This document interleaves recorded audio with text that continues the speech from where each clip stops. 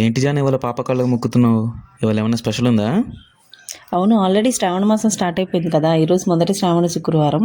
మనమందరం ఇళ్ళల్లో ఆడపిల్లలంటే మహాలక్ష్మి స్వరూపంగా కొలుస్తాం కదా. వాళ్ళకి ఈరోజు మనం బట్టలు పెట్టుకొని వాళ్ళ దగ్గర ఆశీర్వచనం తీసుకుంటాము. అయితే ఇవాళ ఫెస్టివలా? ఫెస్టివల్ కదా, ప్రసాదం కోసం మనం పులిహార రెసిపీ చూపించేద్దాం మన ఆడియన్స్కి. Super super. హాయ్ హలో అందరికీ. ముందుగా అందరికీ మొదటి శ్రావణ శుక్రవార శుభాకాంక్షలు. వెల్కమ్ టు కేఎస్ఎన్ కిచెన్ కథలు. నా స్టైల్లో పులిహార ప్రాసెస్ చాలా ఈజీ వేలో చూపిస్తాను. మీరు కూడా ట్రై చేసి రెండో శ్రావణ శుక్రవారం చేసి దేవుడికి ప్రసాదంగా పెట్టుకుంటారని అనుకుంటున్నా. స్టవ్ ఆన్ చేసుకొని కడాయి పెట్టుకొని కొంచెం ఆయిల్ యాడ్ చేసుకోండి. ఆయిల్ కొంచెం ఎక్కువే పడుతుంది. ఆయిల్ యాడ్ చేసుకొని కొంచెం హీట్ అయ్యాక ఆవాలు, జీలకర్ర, చామినపప్పు, ఎండుమిరపకాయలు, పచ్చిమిర్చి ఏంటంటే ఇట్లా మధ్యలో కట్ చేసుకొని యాడ్ చేసుకోండి. దాని తర్వాత కొంచెం పచ్చిపప్పు, కొంచెం కరివేపాకు అన్నీ ఇక్కడ మనం ఆయిల్లోనే ఫ్రై చేసుకోవాలి. మొత్తం యాడ్ చేసుకొని ఇది పచ్చిమిర్చి, ఎండుమిర్చి కొంచెం కలర్ చేంజ్ అయ్యేంత వరకు ఫ్రై చేసుకుంటూ ఉండాలి. అన్ని మిరపకాయలు వేసావు, పులిహార అంతా కారం అయిపోదా? అలా ఏం ఉండదు. మనం దీనిలో చింతపండు పులుసు పోస్తాం కదా. మిర్చి ఇట్లా కట్ చేసి వేస్తే ఏంటంటే లోపలికి చింతపండు గుజ్జు అంతా వెళ్ళి టేస్ట్ బాగుంటుంది పులిహారలో.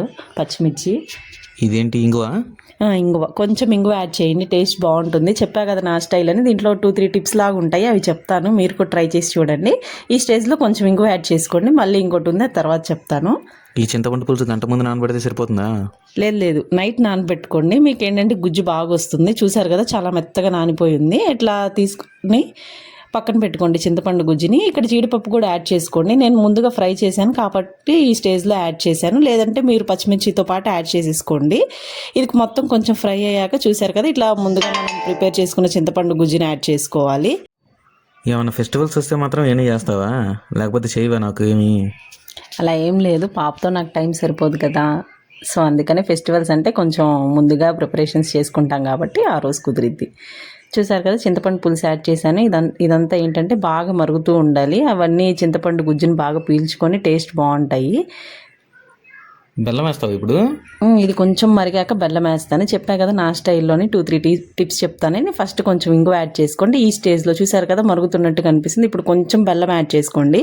ఇవేంటంటే అన్ని టేస్ట్ని ఈక్వల్గా చేస్తుంది. ఉప్పుని, పులుపుని అట్లాగా చాలా కొంచెం యాడ్ చేసుకోండి. దాంట్లో కరిగిపోతుంది. అలానే మీరు ఎంతైతే రైస్ తీసుకుంటున్నారో ఆ రైస్ క్వాంటిటీకి తగ్గట్టు సాల్ట్ కూడా యాడ్ చేసేసుకోండి. అలానే కొంచెం పసుపు యాడ్ చేసుకోండి. మొత్తం దీంట్లో చింతపండు పులుసులో బాగా ఉడకాలి. ఇది కొంచెం టైం పడుతుంది, దగ్గరగా పడుతుంది. అప్పుడు దాకా మనం ఉడికించుకుంటూ ఉండాలి. పసుపు ఎక్కువ అవదా? లేదు, ఎక్కువేం అవ్వదు. రైస్కి సరిపోతుంది. ఇక్కడ సరిపోయినా మనం రైస్ కలిపేటప్పుడు అప్పుడు కొంచెం పసుపు యాడ్ చేసుకోవచ్చు.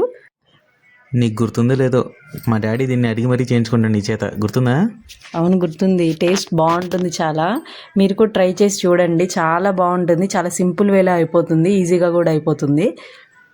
ఇక్కడ ఏంటి, ఏం పొడి? ఏదో పొడి వేసావు. ధనియాల పొడి. ఇట్లా మరుగుతుంది కదా, లాస్ట్ స్టేజ్లో ధనియాల పొడి యాడ్ చేసుకోండి, బాగుంటుంది. ఈ రైస్ ఎప్పుడు ఉండు? దాంట్లో ఏంటి పప్పులు ఉన్నాయి?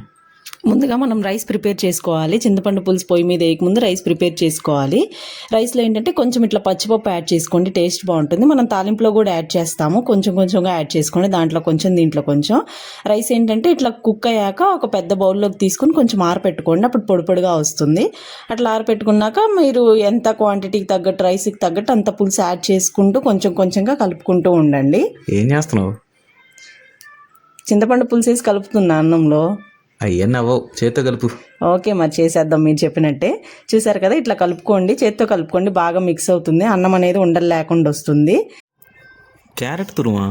అదేసేవేంటి? చెప్పా కదా ఈ పులిహార నా స్టైల్ రెసిపీ అని. అందుకే లాస్ట్లో కొంచెం క్యారెట్ తురుము, అలాగే కొంచెం కొత్తిమీర యాడ్ చేసుకోండి. పులిహార టేస్ట్ ఇంకా బాగుంటుంది. క్వాంటిటీ చాలా ఎక్కువ చేసినట్టున్నావు జాను. ఈరోజు మన ఇంట్లో 3 పూటలు ఇదే మరి. బాబోయ్, ఇప్పుడు 3 పూటలు తినాలి ఇది? మరి తప్పదు, అంతే. ఏమండి శ్రీవారు, మరి టేస్ట్ చూసారు కదా, ఎలా ఉందో చెప్పేయండి మన ఆడియన్స్కి. సూపర్, ఖచ్చితంగా ట్రై చేయాలి అందరూ.